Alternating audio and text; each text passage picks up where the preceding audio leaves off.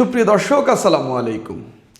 সাভারে এনসিপির সমাবেশে বিস্ফোরণের ঘটনা ঘটেছে। কেউ বলছেন বোমা বিস্ফোরণ, কেউ বলছেন ককটেল বিস্ফোরণ। তবে এটা নিশ্চিত যে খুব বড়সড় কোনো কিছুর বিস্ফোরণ ঘটেনি, যার ফলে মানুষের প্রাণহানি বা হতাহত আরও বেশি হওয়ার শঙ্কা ছিল। এখানে ছোটোখাটো আতশবাজি, পটকা যাই বলেন, এই টাইপের কিছু বিস্ফোরণ ঘটেছে, যার ফলে মানুষ ছুটাছুটি করতে গিয়ে কয়েকজন আহত হয়েছেন এবং ধোঁয়া দেখা গেছে। এবং এনসিপির কেন্দ্রীয় নেতারা মঞ্চে ছিলেন, মঞ্চ থেকে একটু সামনে এই বিস্ফোরণের ঘটনা ঘটে। বিস্ফোরণের পর এনসিপির কেন্দ্রীয় নেতা নাহিদ ইসলাম, আহ্বায়ক, তারপরে সার্জিস আলম, অনেকেই সেখানে ছিলেন। তারা প্রশাসনের বিরুদ্ধে অভিযোগ তুলেছেন, এমন স্লোগান দিয়েছেন যে এনসিপির সমাবেশে হামলা কেন, তারেক রহমান জবাব দেয়। বেশ কিছু স্লোগান তারা সেখানে দিয়েছেন এবং এক ধরনের ইন্ডিকেশন ছিল প্রশাসন এবং বিএনপি বা স্থানীয় এমপি মিলে এই হামলার ঘটনা ঘটিয়েছে বা এটার আশকারা দিয়েছে। আমি কথা বলবো, এনসিপির এই সমাবেশে হামলাটা চালাইলোটা কে? কে এই হামলাটা চালাইতে পারে এবং এই হামলার ফলে এনসিপির রাজনৈতিকভাবে লাভ কি হইতে পারে, এনসিপির এখান থেকে কি ফায়দা পেতে পারে, এনসিপি প্রশাসন এবং বিএনপিকে যে দোষী করছে এগুলোর পেছনে কি কারণ থাকতে পারে। প্রথমে আসি আমরা একবারে এনসিপির সবচেয়ে প্রাথমিক শত্রু যে আওয়ামী লীগ, তাদের কথায় আসি। আওয়ামী লীগ কি এই সমাবেশে হামলা চালাইতে পারে কিনা?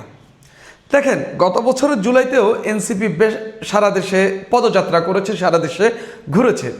গোপালগঞ্জে এনসিপিও উস্কানি দিয়েছে, সেখানে মানুষের প্রতিরোধের মুখে পড়েছে। আমি ধরে নিলাম গোপালগঞ্জে আওয়ামী লীগের বাধার মুখে পড়েছিল এনসিপি, যদিও সেখানে স্থানীয় মানুষরাও ছিলেন। আমি নিজে সাংবাদিকতা করে আমি জানি অনেক স্থানীয় মানুষ সেখানে জড়ো হয়েছেন। এর বাইরে আর কোথাও এনসিপির নেতাদের উপর আওয়ামী লীগ হামলা চালায়নি ওই পদযাত্রায়। এবারের পদযাত্রায় কেন প্রথম দিনেই আওয়ামী লীগ হামলা চালাবে, এটা নিয়ে বড়সড় প্রশ্ন থাকে।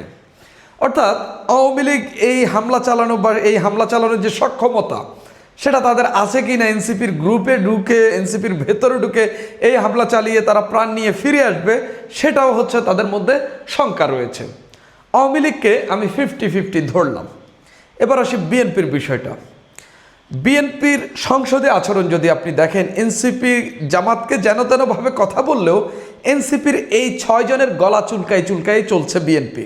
অর্থাৎ এক ধরনের আরাম দিয়েই চলার চেষ্টা করছে বিএনপি। এবং অন্তত জুলাইয়ের মধ্য দিয়ে তৈরি হওয়া এই রাজনৈতিক দলের নেতাদেরকে বিএনপি কোনোভাবেই খেপানোর চেষ্টা করছে না। বরঞ্চ হাসনাত আবদুল্লাহ যখন সংসদে দাঁড়িয়ে এমপিদের জন্য নিজ নিজ এলাকায় রুম চাইলেন বা বসার জায়গা চাইলেন, সরকার এতে রাজি হয়ে গেল। এবং এনসিপির নেতা নেত্রীদেরকে সরকার খুব ভালোভাবেই ট্রিট করার চেষ্টা করছে।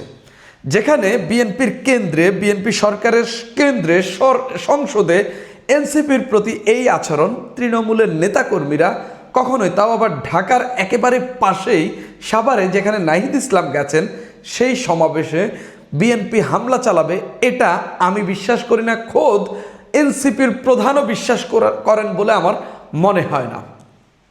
এনসিপি বলছে বিদ্যুৎ বন্ধ করে দেওয়া হয়েছে, বন্ধ করে দিয়ে এখানে হামলা চালানো হয়েছে। তারপরে বিদ্যুৎ বন্ধ করে দেওয়া হয়, এটা এক ধরনের প্রশাসনের এনসিপির প্রতি এনসিপির প্রতি বিরোধিতা হিসাবেও হচ্ছে এনসিপি দেখছে। এবং এনসিপি প্রশাসনকে দায়ী করছে, জামাত ইসলামী প্রশাসনকে দায়ী করছে। তবে আমি মনে করি প্রশাসন হয়তোবা ভুলে বিদ্যুৎ নিয়ে গেছে, প্রশাসন তো বিএনপিরই প্রশাসন, এটা এনসিপির এই সমাবেশে হামলা চালাবে না বা এনসিপির এই সমাবেশে হামলা চালানোর ইন্ধন দেবে না, এটা মোটামুটি নিশ্চিত। আওয়ামী লীগেরটা 50-50 রাখলাম, বিএনপিরটা আমি একেবারেই 5-10% হচ্ছে সম্ভাবনা নেই। আপনারা বলতে পারেন আমি বিএনপির দালালি করছি। বিএনপি এই এনসিপির সমাবেশে হামলা চালাবে না, এটা গ্যারান্টেড। বিএনপি এই এনসিপিকে খেপাবে না, এটা আপনারা নিশ্চিতভাবে ধরে নেন। আর বাকি থাকে কে? জামাত এবং এনসিপি নিজেই। জামাত তাদের সঙ্গে জোট, জামাত এনসিপির এই জোট টিকিয়ে রাখার জন্য কখনোই এনসিপির সমাবেশে হামলা চালাবে না। বাকি থাকলো এনসিপি। তাহলে কি এনসিপি এই সমাবেশে হামলা চালিয়েছে? এটার প্রবল সম্ভাবনা আছে। আমি একটু আগেও সাভারের সাংবাদিকদের সঙ্গে কথা বলছিলাম এবং তারা বলছিলেন যে এনসিপির গতকালের যে অবস্থান ছিল আজকে সেই অবস্থানে তারা নেই। সাভারে এনসিপির মূলত 3টা গ্রুপ আছে এবং ঢাকা 20 আসনে সাভার ধামরাই নিয়ে যে আসনটি গঠিত, সেই আসনে এনসিপি যাকে মনোনয়ন দিয়েছে সেই নাবিলা তাসনিদকে ঘিরেই এনসিপি নেতাকর্মীদের ক্ষোভ রয়েছে এবং তারা তাকে পছন্দ করেন না। আপনি যদি দেখেন এই চলতি বছরের এপ্রিল মাসেই এনসিপির নেতাকর্মীদের মধ্যে একটা বড় সংঘর্ষ হয়েছে সাভারে ধামরাইয়ে একটা কার্যালয় উদ্বোধন নিয়ে এবং সেখানে কমিটি গঠন নিয়ে সেখানে সংঘর্ষ হয়েছে। 15 থেকে 20 জন আহত হয়েছেন। নাবিলা তাসনিদ স্পষ্টত বলেছেন এই কার্যালয় উদ্বোধন, এই কমিটি দেওয়ার মধ্য দিয়ে জুলাই ব্যবসায়ীদের ব্যবসা বন্ধ হয়ে যাচ্ছে। অর্থাৎ তিনি বলার চেষ্টা করছেন আগের কমিটিতে এনসিপির যারা ছিলেন বা বৈষম্য বিরোধী যারা ছিলেন তারা জুলাই নিয়ে ব্যবসা করেছেন বা জুলাই ব্যবসায়ী, সেই ব্যবসায়ীদের ব্যবসা তিনি বন্ধ করছেন। তিনি যাদেরকে জুলাই ব্যবসায়ী বলছেন তার মধ্যে এনসিপির ধামরাই উপজেলার আহ্বায়ক ইসরাফিলও রয়েছেন এবং ইসরাফিল নিজেও এই নাবিলা তাসনিদের বিপক্ষে বক্তব্য দিয়েছেন, কথা বলেছেন এবং তার নেতৃত্ব মানতে নারাজ। নাবিলা তাসনিদ ঢাকা উত্তর জেলা এনসিপির আহ্বায়ক পদে আছেন। অর্থাৎ এখানে এনসিপির নেতাদের মধ্যেই এই কামড়াকামড়ি, এই রেষারেষি রয়েছে। সেই জায়গা থেকে নাবিলা তাসনিদ যেই অনুষ্ঠানে, যেই প্রোগ্রামের সভাপতি, গতকাল এনসিপির যে পদযাত্রা সাভার বাস স্ট্যান্ডের পাশে যে সমাবেশ ছিল, পদযাত্রা শেষে যে সমাবেশ, সেই সমাবেশের সভাপতি ছিলেন নাবিলা তাসনিদ। ঠিক নাবিলা তাসনিদ যখন বক্তব্য দিচ্ছিলেন তখনই হামলা চালানো হয়েছে, তখনই বিস্ফোরণের ঘটনা ঘটেছে। এবার একে একে দুই মিলান কি পাচ্ছেন।